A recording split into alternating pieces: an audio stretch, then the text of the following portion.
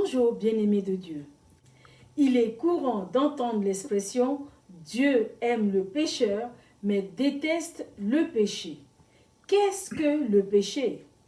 Comment expliquer alors la présence de l'enfer alors que Dieu veut que tout le monde soit sauvé? Que dit la Bible sur ces sujets?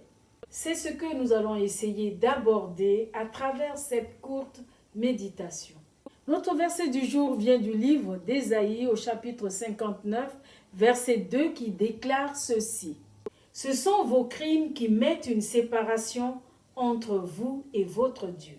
Ce sont vos péchés qui vous cachent sa face et l'empêchent de vous écouter. » La Bible présente le péché comme radicalement opposé à Dieu et étranger à son plan éternel de salut. Pécher, c'est transgresser la volonté de Dieu et s'abstenir de l'accomplir. Le péché est l'expression de l'attitude rebelle de l'humanité envers son Créateur.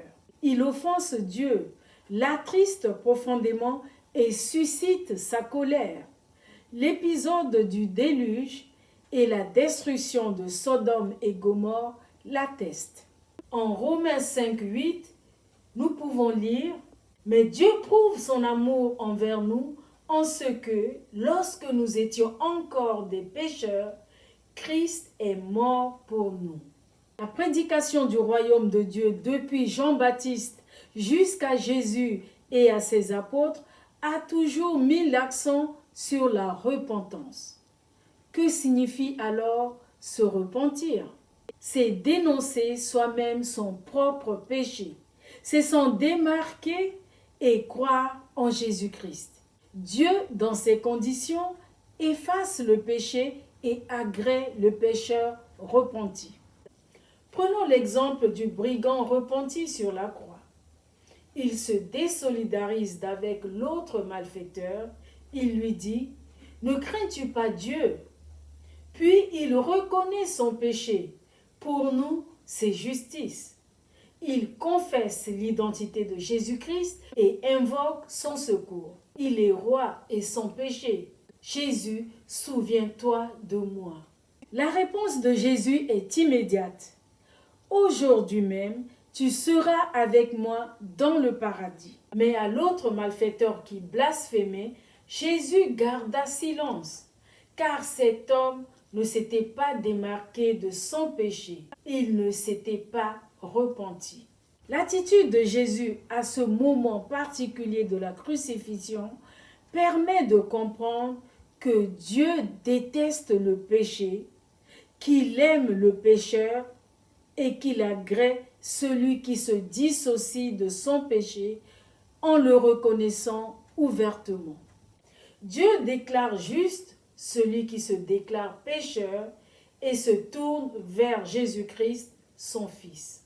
Mais la colère de Dieu demeure sur ceux qui refusent de se reconnaître pécheurs et qui rejettent Jésus-Christ et son œuvre de salut. L'amour de Dieu n'exclut donc pas qu'il ait fixé un jour où il jugera le monde. Dieu déteste le péché et prend patience envers le pécheur afin qu'il se détourne de ses mauvaises voies et revienne à Dieu pour qu'il soit sauvé. Bien-aimés, si la parole de Dieu parle de condamnation, c'est pour évoquer aussi le moyen d'y échapper en Jésus-Christ. Elle présente l'enfer comme une vérité essentielle qui met en avant la grandeur de Dieu, la gravité du péché et la merveilleuse grâce de Dieu. L'enfer est donc un lieu de châtiment éternel où Dieu manifestera sa juste et sainte colère contre le mal. Nous méritions tous le châtiment éternel en raison de notre nature pécheresse.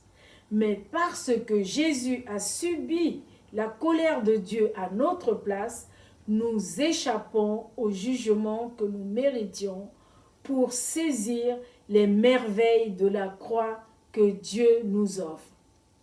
Amen. Prions ensemble.